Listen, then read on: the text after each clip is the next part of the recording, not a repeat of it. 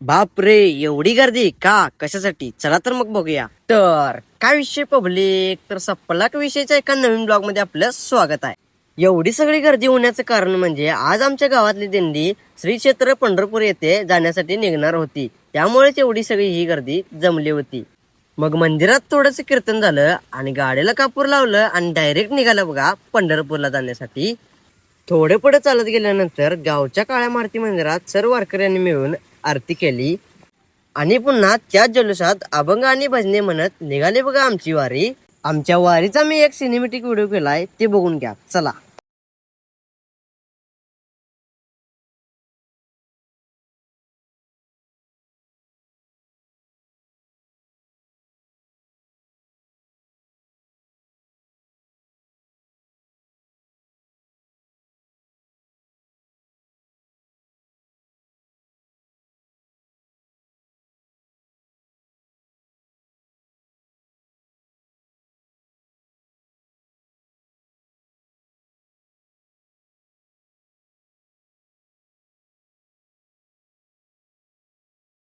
सर्व वयस्कर माणसं आणि तरुण मुले एकदम उत्साहाने आणि आनंदाने चालत होती.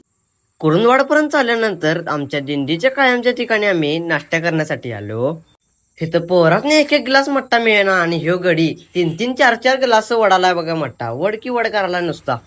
ही पोरं आता सगळी चालून जमल्यात आणि नाश्त्यातून केल्यात, पॅक झाल्यात आणि डायरेक्ट ट्रॅक्टरच्या टॉयलीमध्ये जाऊन बसल्यात. शेवटी एकदाचा नदीवेश शिरोडच्या हनुमान मंदिरमध्ये येऊन पोचलो बघा. आम्ही यायच्या अगोदरच पुढे आलेल्या पोरांनी आमच्यासाठी जागा धरून ठेवलेली.